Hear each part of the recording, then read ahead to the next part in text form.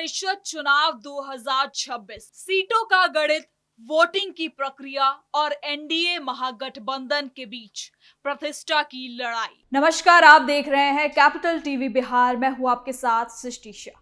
बिहार की राजनीति में एक बार फिर चुनावी हलचल तेज हो गई है।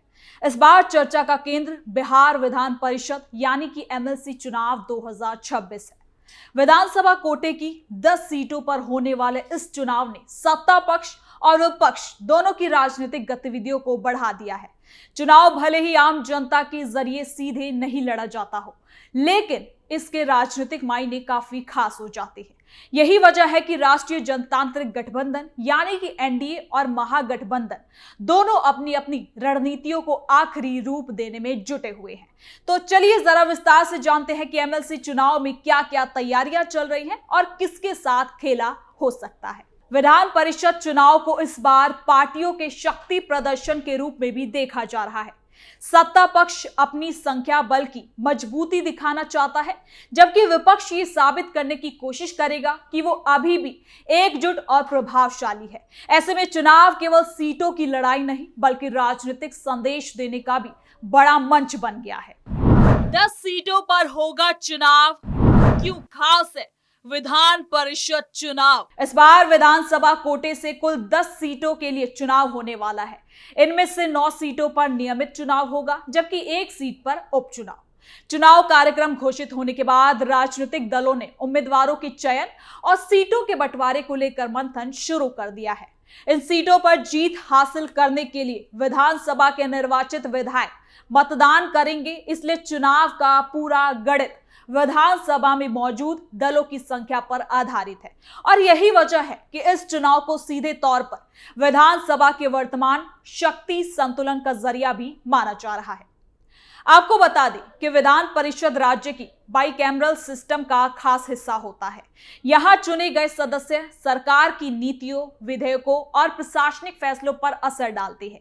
कई बार ऐसे नेताओं को परिषद के जरिए से सदन में भेजा जो चुनाव नहीं लड़ते, लेकिन सरकार या पार्टी के लिए खास भूमिका जरूर निभाते हैं। इसी वजह से राजनीतिक दल विधान परिषद चुनाव को बेहद गंभीरता से लेते हैं। बिहार में तो ये चुनाव और भी ज्यादा खास हो जाता है, क्योंकि अगले विधानसभा चुनाव की तैयारियों के लिहाज से इसे राजनीतिक संदेश भी माना जा रहा है। इसके साथ ही क्या कुछ गणित भी बैठ रहे हैं, आइए जानते हैं इस रिपोर्ट में। विधानसभा का मौजूदा गणित। बिहार विधानसभा में कुल 243 सदस्य हैं। विधान परिषद चुनाव में यही विधायक मतदान करते हैं। मौजूदा स्थिति में एनडीए के पास स्पष्ट बहुमत है। बीजेपी, जनता दल यूनाइटेड, लोक जनशक्ति पार्टी, रामविलास, हम और दूसरे सहयोगी दलों को मिलाकर गठबंधन का संख्या बल मजबूत स्थिति में है। दूसरी तरफ महागठबंधन में राष्ट्रीय जनता दल, कांग्रेस और वाम दल शामिल है। विपक्ष के पास पर्याप्त संख्या बल तो है, लेकिन वो एनडीए की तुलना में काफी पीछे दिखाई देता है। राजनीतिक जानकारों का मानना है कि मौजूदा संख्या बल के आधार पर एनडीए इस चुनाव में स्पष्ट बढ़त बनाए हुए है। अगर सभी विधायक पार्टी लाइन के मुताबिक मतदान करते हैं, तो नतीजे काफी हद तक पहले से तय माने जा रहे हैं। सीटों का संभावित गणित। विधानसभा के वर्तमान आंकड़ों को देखते हुए ये माना जा रहा है कि 9 नियमित सीटों में से लगभग 8 सीटें एनडीए के खाते में जा सकती है, जबकि महागठबंधन को 1 सीट मिलने की संभावना है। हालांकि राजनीति में गणित हमेशा अंतिम सच नहीं होता। अगर किसी दल के विधायक क्रॉस वोटिंग करते हैं या फिर रणनीतिक मतदान होता है, तो नतीजों में बदलाव भी आसानी से संभव है। और यही वजह है कि दोनों खेमे अपने विधायकों को एकजुट रखने में जुटे हुए हैं। कैसे होती है एमएलसी चुनाव की वोटिंग? विधान परिषद चुनाव की प्रक्रिया सामान्य चुनावों से अलग होती है। यहाँ मतदान के लिए एकल हस्तांतरणीय मत प्रणाली यानी कि सिंगल ट्रांसफरेबल वोट सिस्टम का उपयोग किया जाता है। इस प्रणाली में विधायक केवल एक उम्मीदवार को वोट नहीं देते, बल्कि उम्मीदवारों को प्राथमिकता के क्रम में चुनते हैं। वो पहली वरीयता, दूसरी वरीयता और आवश्यकता पड़ने पर आगे की वरीयताएं भी अंकित कर सकते हैं। मतगणना के दौरान सबसे पहली वरीयता के वोटों की गिनती होती है। अगर कोई उम्मीदवार निर्धारित कोटा हासिल करता है तो उसे विजय घोषित कर दिया जाता है। इसके बाद अतिरिक्त वोटों और दूसरे वरीयता के मतों का स्थानांतरण किया जाता है। यही प्रक्रिया इस चुनाव को रोचक बनाती है, क्योंकि कई बार दूसरी वरीयता के वोट हार जीत का अंतर तय कर देते हैं। दूसरी वरीयता का महत्व। विधान परिषद चुनाव में दूसरी वरीयता के वोट बेहद खास होते हैं। अगर कोई उम्मीदवार पहली वरीयता के आधार पर कोटा हासिल नहीं कर पाता तो दूसरी वरीयता के वोट निर्णायक भूमिका निभाते हैं। पिछले चुनावों में भी ये देखा गया है कि गठबंधन दल अपने विधायकों को दूसरी वरीयता के वोट के पिछले चुनाव में भी ये देखा गया कि गठबंधन दल अपने विधायकों को दूसरी वरीयता के वोट किस उम्मीदवार को देने हैं, इसके लिए खास आदेश जारी करते हैं। इस बार भी एनडीए और महागठबंधन दोनों इस पहलू पर खास ध्यान दे रहे हैं।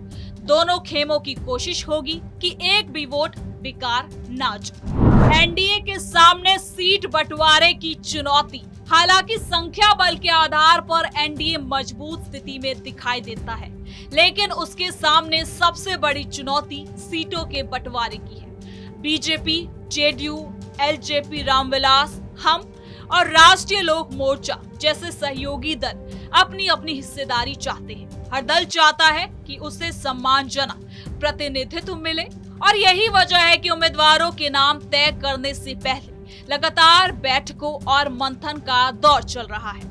मुख्यमंत्री नीतीश कुमार और बीजेपी नेतृत्व सहयोगी दलों का संतुष्ट रखने की कोशिश में वो जुटे हुए हैं। अगर सीट बंटवारे को लेकर असंतोष पैदा होता है तो इसका असर चुनावी रणनीति पर पड़ सकता है। इसलिए एनडीए नेतृत्व इस मुद्दे को सावधानी से संभाल रहा है। बीजेपी और जेडीयू की भूमिका। एनडीए के भीतर बीजेपी और जेडीयू सबसे बड़े घटक दल हैं। दोनों दलों के पास पर्याप्त विधायक हैं और परिषद चुनाव में उनकी भूमिका भी निर्णायक रहने वाली है। बीजेपी चाहती है कि उसकी संगठनात्मक ताकत और विधानसभा में मौजूद संख्या के अनुरूप उसे सीटें मिले। वहीं जेडीयू भी अपनी मजबूत राजनीतिक स्थिति के आधार पर हिस्सेदारी चाहती है। दोनों दलों के बीच तालमेल इस चुनाव की सफलता के लिए काफी खास माना जा रहा है। महागठबंधन की रणनीति। दूसरी तरफ महागठबंधन इस चुनाव को विपक्षी एकता की परीक्षा के रूप में देख रहा है। आरजेडी, कांग्रेस, वाम दलों के सामने सबसे बड़ी चुनौती अपने सभी विधायकों को एकजुट रखना है। महागठबंधन की कोशिश होगी कि उसके खाते में आने वाली संभावित सीट सुरक्षित रहे और मतदान के दौरान कोई भी अप्रत्याशित स्थिति पैदा ना हो सके। तेजस्वी यादव के नेतृत्व में विपक्ष इस चुनाव को राजनीतिक संदेश देने का अवसर मान रहा है। अगर विपक्ष अपने वोटों को पूरी तरह से एकजुट रखता है तो वो अपनी ताकत का प्रदर्शन कर सकता है। एआईएमआईएम और निर्दलीय विधायकों की भूमिका। हालांकि मुख्य मुकाबला एनडीए और महागठबंधन के बीच है, लेकिन छोटे दल और निर्दलीय विधायक भी चुनाव को खास बना सकते हैं। अगर किसी सीट पर मुकाबला अपेक्षा से ज्यादा कड़ा हुआ तो छोटे दलों और निर्दलीय सदस्यों के वोट काफी खास हो सकते हैं और यही वजह है कि राजनीतिक दल इन सदस्यों के कांटेक्ट में भी बने हुए हैं। क्रॉस वोटिंग का खतरा। आगामी विधानसभा चुनाव का संकेत।